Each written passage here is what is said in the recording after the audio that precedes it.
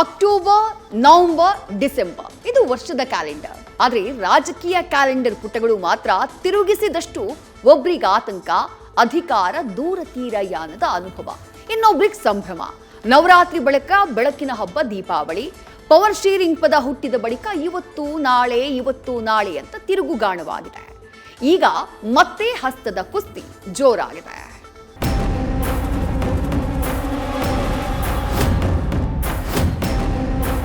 ಇನ್ನೂ 2 ವರ್ಷ ಇರ್ತೀವಿ.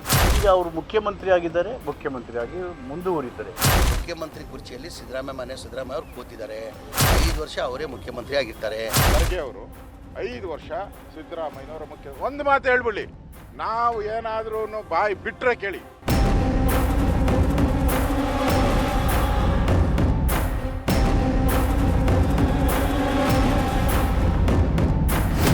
ಸಿದ್ದರಾಮಯ್ಯ ಬತ್ತಿ ಹೊಸೆದು ಕಿಡಿ ಹೊತ್ತಿಸಿದ್ದಾರೆ.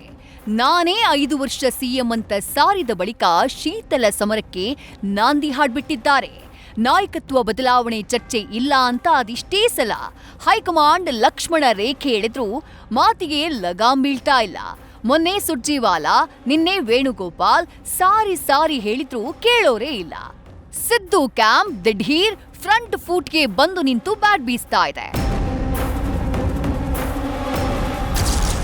ಮತ್ತದೇ ರಾಗ, ಅದೇ ಹಾಡು, ಪಟ್ಟದಾಟಕ್ಕೆ ಚಾಲನೆ. DKShi camp full silent, Siddu team punch.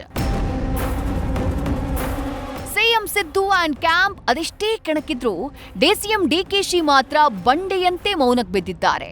ಇವತ್ತು ಇಡೀ ಸಿದ್ದು ಪಡೆ ಪಂಚವರ್ಷದ ಧ್ಯಾನ ಮಾಡಿದೆ.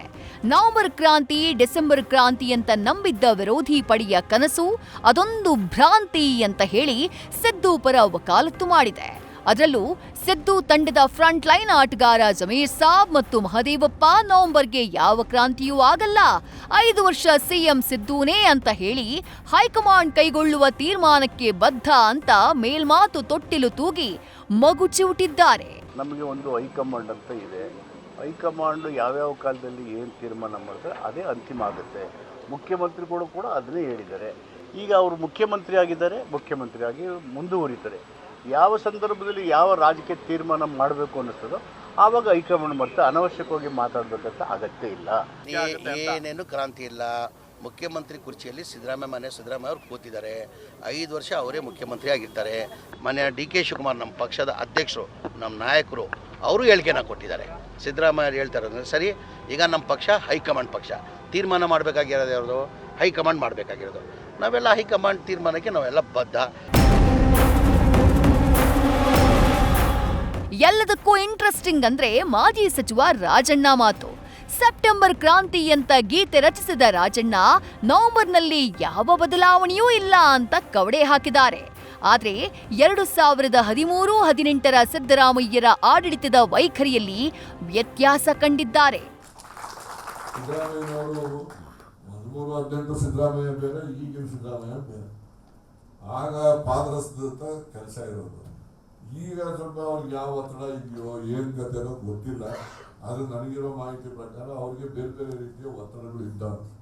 ಕೆಲವು ಹೇಳುವಂಥ ಒತ್ತಡ ಹೇಳ್ಬಹುದು, ಕೆಲವು ಹೇಳದೇ ಇರುವಂಥವು ಇದ್ದಾವೆ.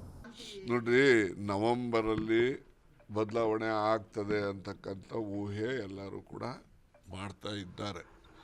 ನನ್ನ ಪ್ರಕಾರ ಯಾವುದೇ ಬದಲಾವಣೆಗಳು ಇಲ್ಲ, ಯಾವುದೇ ಊಹೆಗೂ ಕೂಡ ಅವಕಾಶ ಇಲ್ಲ. ಸರ್ಕಾರ 5 ವರ್ಷ ನಿರಂತರವಾಗಿದ್ದೇ ಇರ್ತದೆ.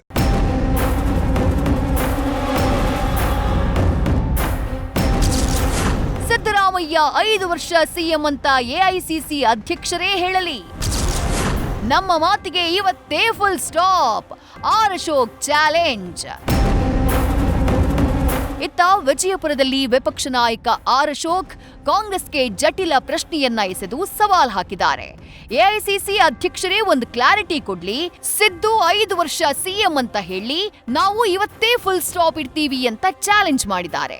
ಬೇಕಿದ್ರೆ ಡಿಕೆಶಿಯು ಈ ಅವಧಿಯಲ್ಲಿ ನಾನು ಸಿಎಂ ಸ್ಥಾನ ಕ್ಲೇಮ್ ಮಾಡಲ್ಲ ಅಂತ ಸ್ಪಷ್ಟನೆ ಕೊಡ್ಲಿ ಅಂತ ಹೇಳಿ ಹಸ್ತದ ಮನೆಯ ತಿಕ್ಕಾಟಕ್ಕೆ ಕಡ್ಡಿಗೇರಿದ್ರು. ಕಾಂಗ್ರೆಸ್ ಅಧ್ಯಕ್ಷರು ಸಿದ್ದರಾಮಯ್ಯನವರು ಅಲ್ಲ, ಖರ್ಗೆ ಅವರು 5 ವರ್ಷ ಸಿದ್ದರಾಮಯ್ಯನವರ ಮುಖ್ಯ. ಒಂದು ಮಾತು ಹೇಳ್ಬಿಡಿ, ನಾವು ಏನಾದ್ರೂ ಬಾಯಿ ಬಿಟ್ರೆ ದೂರ ಅವರೇ. ಡಿ.ಕೆ. ಶಿವಕುಮಾರ್ ಹೇಳ್ಬಿಡ್ಲಿ, 5 ವರ್ಷ ಅವರೇ ಮುಖ್ಯಮಂತ್ರಿ ಆಗಿರ್ತಾರೆ. ನಾನೇ ಅನೌನ್ಸ್ ಮಾಡ್ತಾ ಇದ್ದೀನಿ, ಐ ಡಿಕ್ಲೇರ್ ಅಂತ ಹೆಂಗೆ ಅನೌನ್ಸ್ ಮಾಡ್ತಾರಲ್ಲ. ಒಟ್ಟಾರೆ ಹಗ್ಗ ಹರಿಯುತ್ತಿಲ್ಲ, ಕೋಲ್ ಮುರಿಯುತ್ತಿಲ್ಲ. ಕಾಂಗ್ರೆಸ್ ಹೈಕಮಾಂಡ್ ಮಾತ್ರ ಈ ವಿಚಾರದಲ್ಲಿ ಹಗ್ಗದ ಮೇಲಿನ ನಡಿಗೆಯ ಸಾಹಸ ಆರಂಭಿಸಿದೆ. ಸ್ವಲ್ಪ ವ್ಯತ್ಯಾಸವಾದ್ರೂ ಗಂಡಾಂತರ ಅಂತ ಬರೀ ಲಕ್ಷ್ಮಣ ರೇಖೆ ಎಳೆಯುವುದಕ್ಕಷ್ಟೇ ಸೀಮಿತವಾದಂತಿದೆ. Political bureau, news first. News first ನಿರ್ಭೀತಿಯಿಂದ ನಿಮ್ಮ ಪರವಾಗಿ.